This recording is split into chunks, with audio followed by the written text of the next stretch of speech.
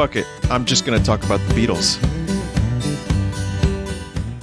I've already had a number of requests to discuss this, and I already did, but it was in a video that wasn't uploaded yet, so I figured I would do it now. I have some things to say about it, and for those that don't know, there's a new documentary from Peter Jackson, Lord of the Rings Peter Jackson, that just came out on, of all places, Disney Plus, which luckily it wasn't censored. They still say the fuck word.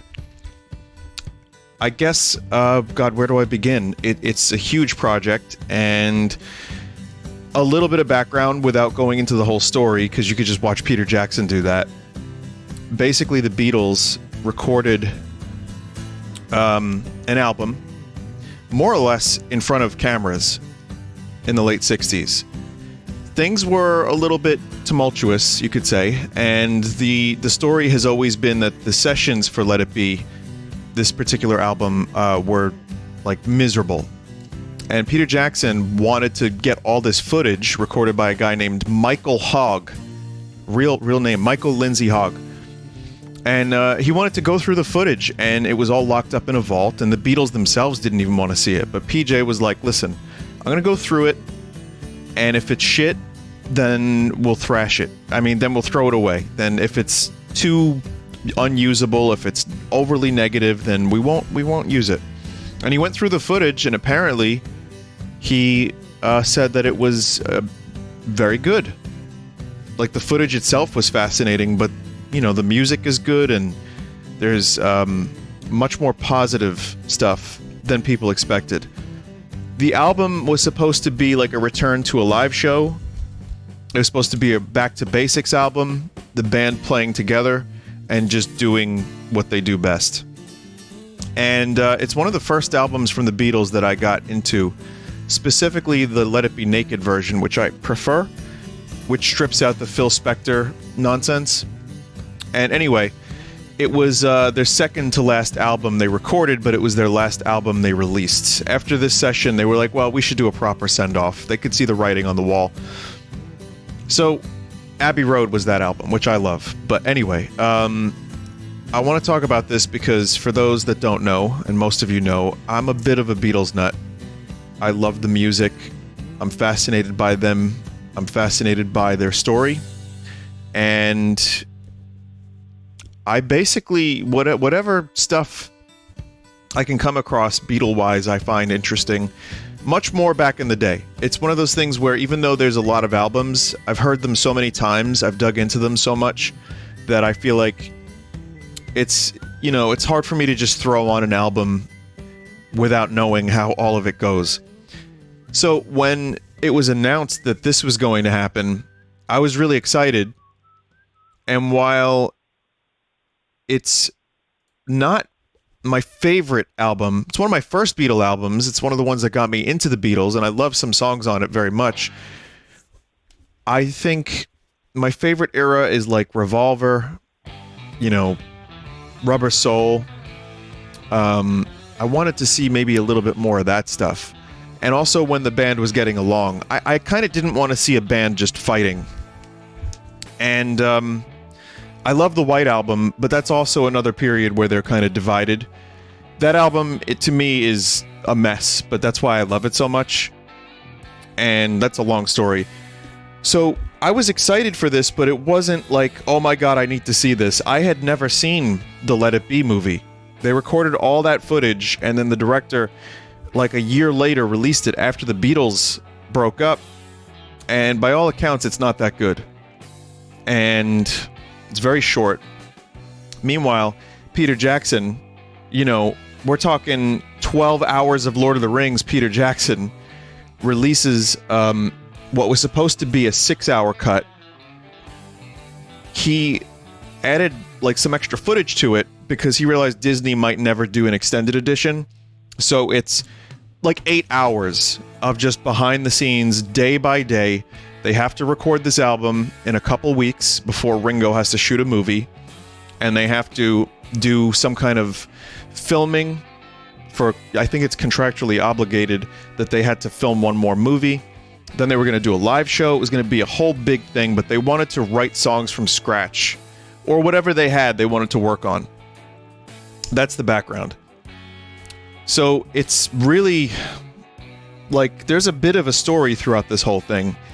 And the story is these guys have to get their shit together before a certain deadline and then do some kind of show. And they don't even know what. Like, through the documentary, you're watching this thing, and the hog guy, who has a kind of a bad reputation these days for, you know, just being kind of annoying, I guess, throughout this whole era. His suggestion was to do it, like, with, I think he said 2,000 torch-lit Arabs as the audience, and he just kept saying it, and the guys kept shooting it down. And then, like, there was another one with a boat. All these, like, awful ideas. Honestly, funny in how unself-aware that dude was at times. But, you know, they end up recording in this studio, which is not overly productive. And then they go to Savile Row, which is their own studio. And it's much better. So, a couple things I wanted to note before I just mention some stuff I liked. One, obviously, I'm a big Beatle fan. Two, I have consumed a lot of other Beatles stuff. And I would say that this is the most fascinating thing, like, ever released. In my lifetime or before, about this band. Just because it's so honest. And you gotta look at how they function as human beings. Like, sure, there's cameras on, but from what I understand, the operators, like, walked away from the cameras, and when you're being filmed over 3 weeks, I guess at a certain point, you just kind of give up, and it feels like, you know, they're aware of the cameras, and at times, that's apparent, but other times, it feels like they're just talking, and they're facing some pretty nasty shit. But one of the things I learned about it is seeing them deal with these situations humanizes them more. I don't really worship musicians. The whole idea of learning about an artist is interesting to me, to see where their music comes from, and I do love the music, but I don't look at John Lennon in particular like as someone that I, like, look up to. When you're a kid, you do. When you get older, you kind of don't. And seeing him, like, you know, strung out, either high in the studio or just recovering from, like, a heroin high, it's really, it's kind of sad, actually. But, you know, Paul is trying to keep the group together, and he gets a bad rep from this time because of his quote-unquote ego. But that's the thing, I didn't see that. I saw a dude who just loves playing in a band, who was writing some of the best music of his career, and there's clashing personalities, and everyone's trying to get songs on the album, and they're all dealing with very human issues. And that's really what I wanted to emphasize. People love... there's the whole... It's almost a meme whenever Lennon is brought up. And there are far more eloquent people and more learned and researched people than I to deal with the personal failings of John Lennon and also the personal successes. So I would just say I view him as a very flawed human being who had some high points and some very low points. And this demonstrates that, like, remarkably well. So, and for all of them, though I would say I learned that Ringo is just a chill dude. Like, Ringo is just sitting there, he's patient, maybe a little hungover, he just wants to play his drums, and eventually there's the Octopuss's Garden, like, beginnings, and George helps him out, and Paul joins in, and it's a really great moment. That's in part 3. I loved that moment, and it's nice to see George just jump straight away over to him and try to help him a little bit with his chords. And that's the stuff I love seeing. Behind the scenes studio stuff, has always been fascinating to me, but this is the most like detailed inside look into the process. A couple notable moments for me were hearing some of the early versions of songs is great, and some of the Let It Be songs in particular were pretty shoddy on that first day. And then Billy Preston joins, and that dude was like an MVP. He wasn't even there to play. He just was there to like say hi to the guys, and then they were like, "Hey Billy, you want to join?" So, and he was fantastic. Immediately gels the song I've Got a Feeling together, and immediately calms the tensions a bit. And he's just such a like a professional, and he's got such a great groove for the music. It was like things changed dramatically. So that's what I learned. Billy Preston was excellent. I learned that there was some really interesting crossover. You get to see some early versions of songs from Abbey Road. You get to see some early versions of songs from even their solo career. Like Paul brings in a couple. I think John brings in Give Me Some Truth. George Harrison, almost everything he shows, you know, some of it gets put on Let It Be and then later Abbey Road, which is great. But then a lot of other stuff he's showing is either a B-side or stuff on All Things Must Pass, which is one of my favorite albums of all time. The remix is great, by the way. I'm also recording this on the 20th anniversary of George's passing. So also I Me Mine karaoke version in the background right now.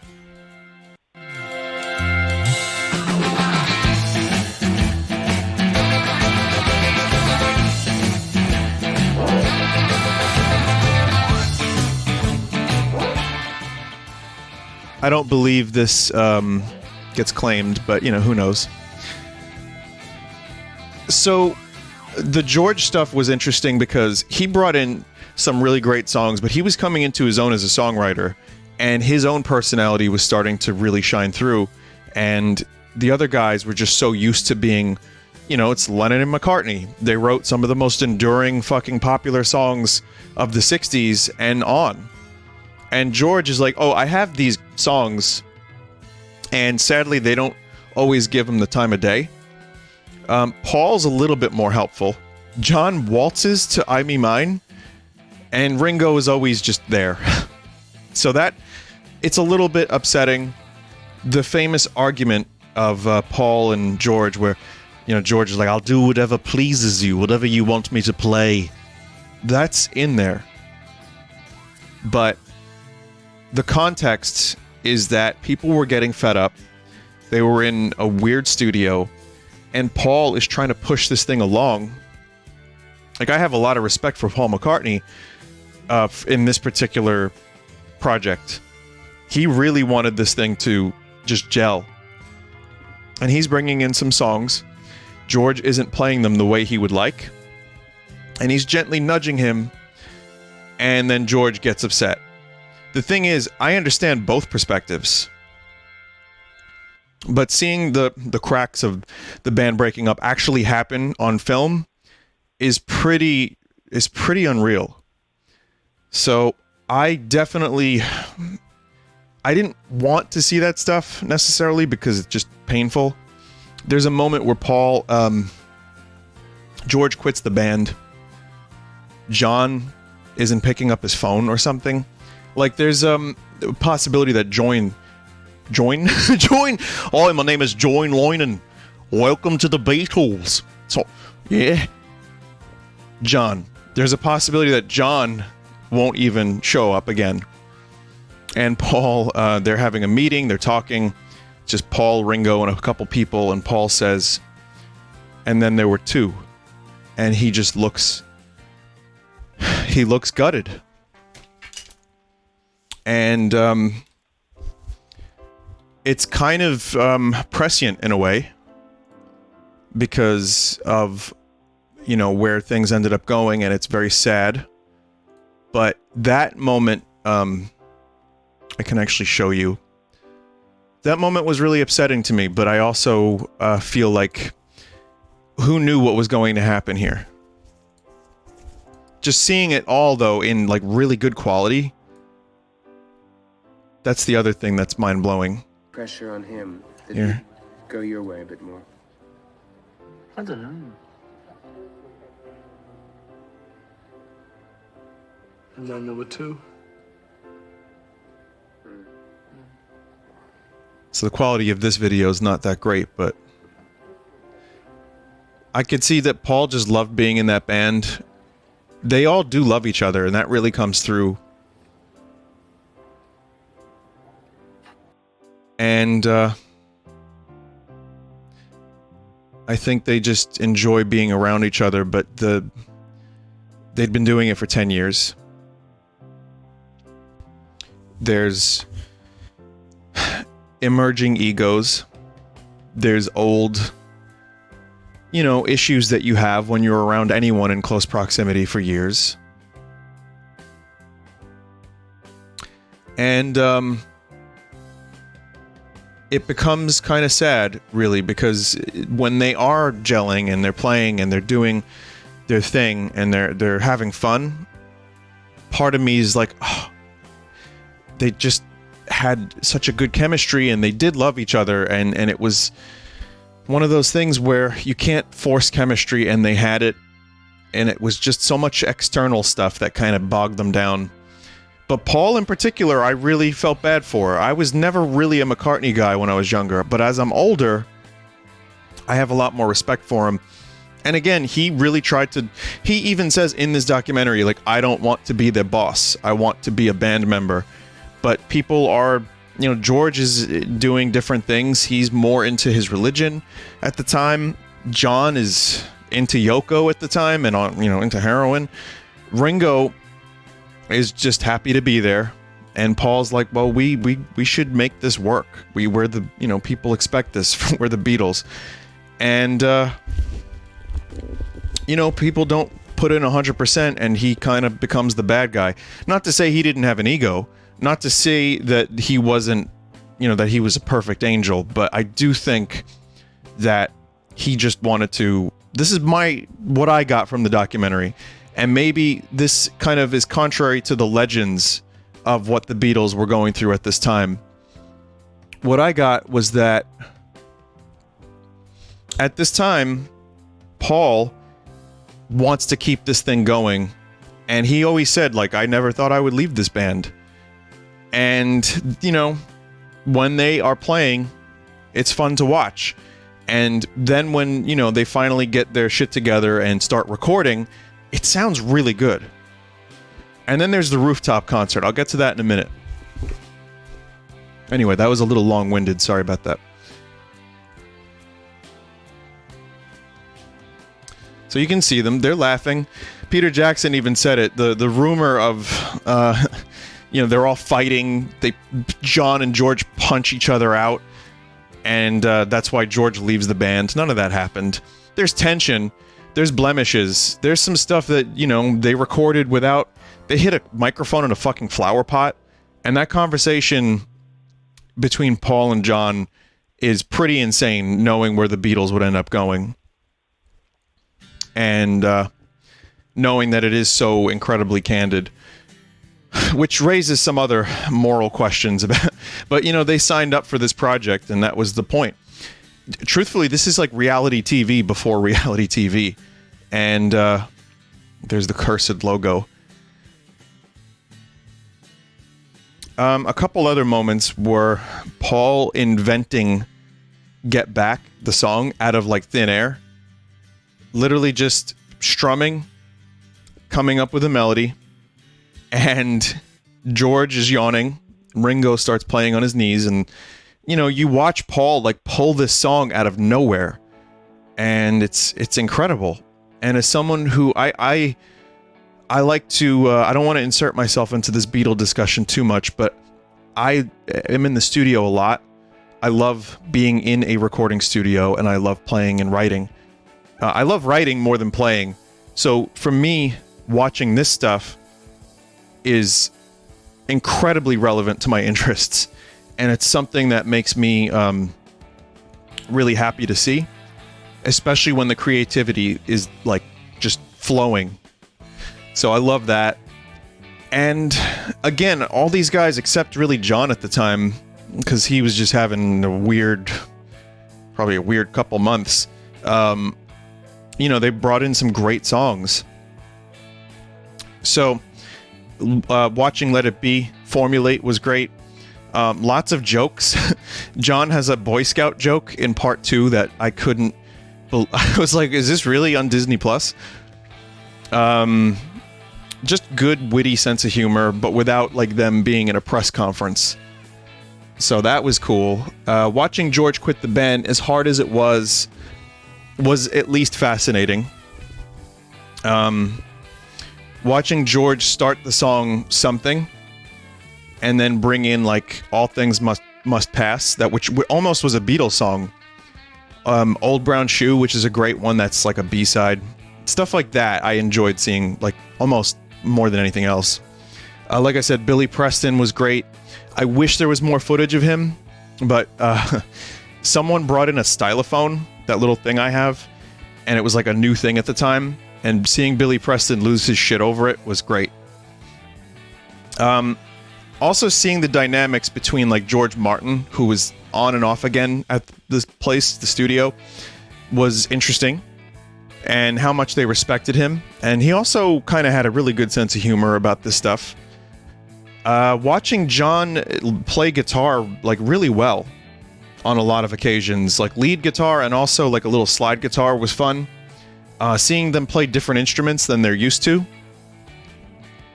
So, yeah, lots of... I mean, again, Peter Jackson just kept adding stuff. Had to cut it down. There was... Originally, the idea was make a movie out of this, like a couple hours. And then it's like 6 hours. And then how about 8? So that's kind of mental. Speaking of, the technology to restore the footage and to make it look this good is incredible. It's the same technology, possibly upgraded from the World War I documentary that Peter Jackson made. And with this quality footage, it looks a lot better. So seeing them in HD, that's a little weird for me, seeing them so young. Like, I'm now 10 years older than these guys were when they were on top of the world as like the most popular band and having like changed the direction of music to a degree. So that to me is just kind of nuts. And then seeing McCartney now at almost 80, and then seeing him so young, just moving spryly, and yeah, it's a bit of a head trip, truthfully. I have to remind myself, because I forget that this happened 60 years ago, almost 50 years ago. Yoko did not break up the band by sitting on an amp. In fact, she doesn't do a whole lot. She just kind of sits there, which was probably a problem to a degree, but I think it's a little bit overstated. I have my issues with Yoko and the way she treated Julian. I have my issues with maybe the way she even met John, by like saying, oh, I don't know who the Beatles are. Of course you do. Everyone knows who the Beatles are in the 60s.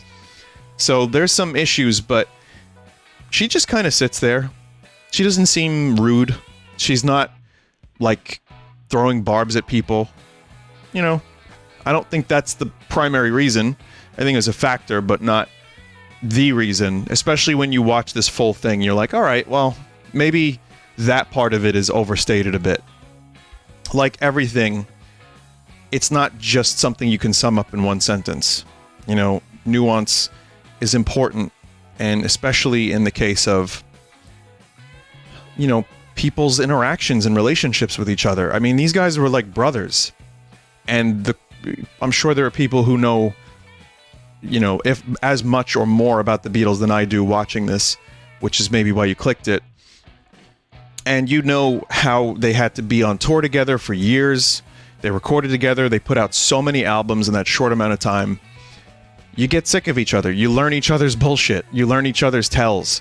And in this case, this is them like trying to keep it together. And I don't think Yoko really was the reason.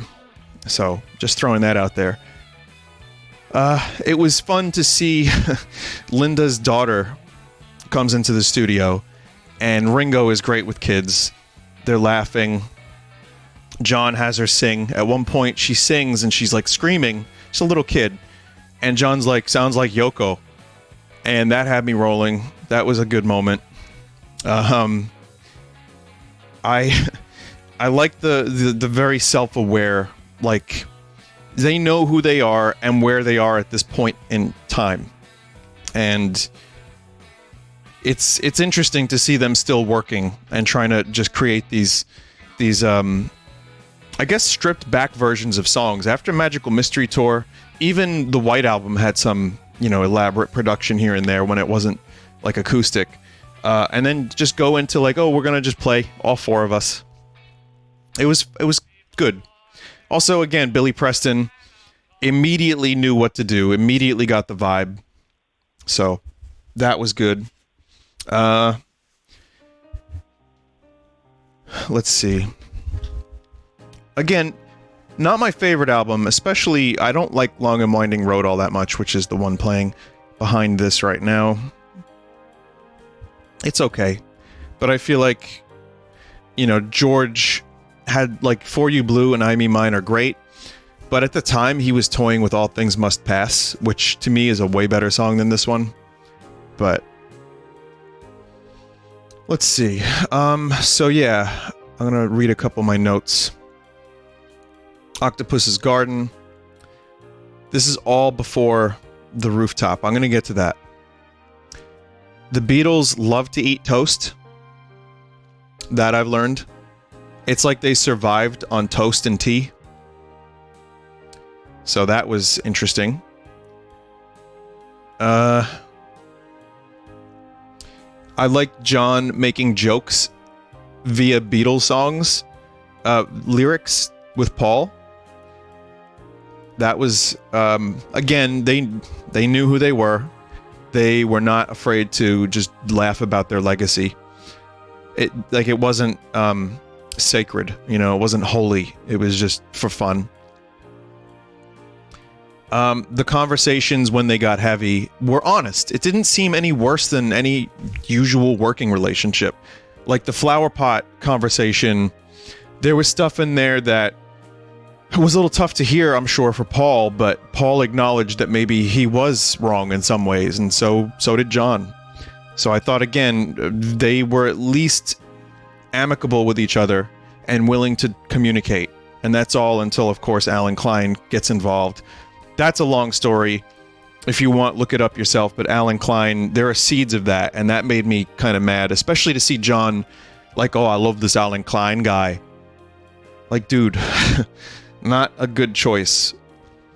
Though I read online that something that made sense, which was John was always looking for a father figure because his father skipped out on him, and his mom passed away real young.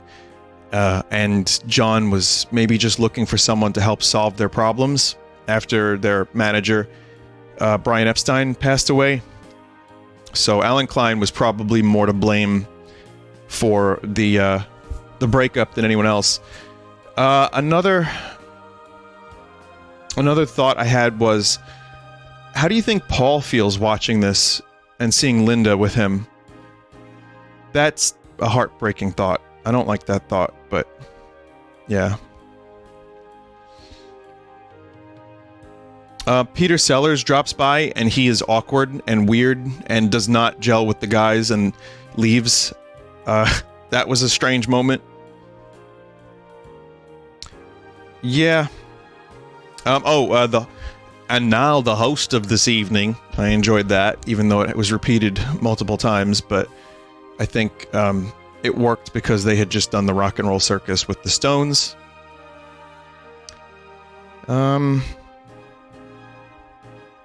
Whenever they did acknowledge the camera, it was pretty funny. It was funny. It was usually Ringo was the one. Also, they would call Ringo Richie, which is his name, Richard Starkey. Seeing John work out some early stuff that would later become Jealous Guy, that was cool. What other things do I have here? And, well, I guess just part one was kind of the depressing one, and a little bit more like, oh shit, are they going to pull this off? And then 2 felt much better, and then 3, they all pull it together, get the songs recorded, rehearse, and then get on the rooftop. Seeing the idea presented to Paul to go up on the rooftop, and then his eyes just light up, was perfect. I had never seen the Rooftop Performance in full like that, and they did a couple songs several times. The idea was they were going to play up on the rooftop and just have it be the finale of this project. And so they set up cameras on the streets, on buildings across the street, on the roof itself. That's the famous Rooftop Performance, I'm sure. Well, that's what you're looking at right now. And that whole thing, it was like maybe the least interesting aspect in my mind. Like, oh, well, it's a performance. I like the fly on the wall stuff. I like hearing what they have to say and seeing them laugh and develop songs. The Rooftop Performance was great. Peter Jackson did a great job cutting that. He got a lot of interesting angles juxtaposed via like a split screen, and it worked great. Seeing people on the street like, oh, I love Ringo. Who is that? Is that the Beatles? Or like, hey, do you know who's up there? No. That's the Beatles. Oh, they're great. I love them. Stuff like that. Seeing the police officers get noise complaints, go into the building, and because there's a hidden camera in the lobby, and then the people on, I forget who they are, the receptionist and one other person, they're just running interference. Like, oh, we don't know what they're doing up there. They're just recording. To, oh, we'll get them to turn off the PA system. And they just kept stalling over and over again, and watching them just so ineffective while the Beatles played and a crowd gathered in the streets. That was great. I mean, the performances were actually pretty good too. Seeing them actually pull it together and get a couple really good performances live of the material. I didn't know some of that was used on the album, and it was great, actually, a lot of it. So, yeah, that was good. The Rooftop Performance was way better than I expected because of all the little extra stuff. Seeing them set it up, seeing how the people gathered and where they set up the cameras, and just the spectacle of it all, it was a good finale to the whole 8-hour affair. And then the final day is just them finishing up the recordings, and they seem to be getting along great. They wanted to put out a good album, and I do think Let It Be is a good album. I think it has some, there's some stuff that doesn't work for me as well as their previous albums or Abbey Road, but for what they wanted to accomplish and watching them in real time, day by day, not real time, but, day by day trying to accomplish this goal, and then eventually getting it, it was very gratifying. So yeah, I love this. There's more I'm sure I'm forgetting. There's so many great little moments. Really getting to see them as human beings, to see their like personalities, to see just to hang out with them, so to speak, was something that I didn't know we would ever get.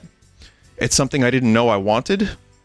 And watching it, I was like pretty much utterly addicted to it, because you have like 3 parts, 2 hours and 30 minutes, 2 hours 40 minutes, something like that, 2 hours 20 minutes. It's a lot, especially with something kind of aimless and something that's just like studio banter. But Peter Jackson did a good job choosing the footage. I think the Beatles and the situation are interesting enough. This is more for a hardcore Beatle fan, but even if you're just kind of vaguely interested in, music, studios, creativity, there's definitely something here for you. But if you're into the Beatles already, this is it's a gift, and it really will probably never happen like this again. Like, how much more is left? In so many ways, this is kind of like a holy grail project. And to get the video quality so good, and then Peter Jackson literally inventing an AI, not him himself, but commissioning it to separate the tracks so that the music could be separated and then mixed properly, is incredible. Like, they would record it on this, not great mono recording, and then the AI learned what the drums are. It would remove them. It could learn the vocals. It could learn the guitars. And then you can spread those out, and then you can mix them individually. That's like magic. I don't know how that was done, but it's like magic to me. And watching a video of it online, kind of, there's like a little demonstration. I was like, whoa, okay. So yeah, that's the Beatles Get Back. It's for those that know me, know that I really like all this little trivia stuff. And a lot of us do. That's what kind of band this was. They were fascinating and charming and interesting and human, very human, but they wrote some of the best songs, and I just loved watching them play and write and talk.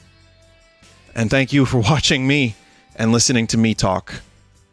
So, goodbye.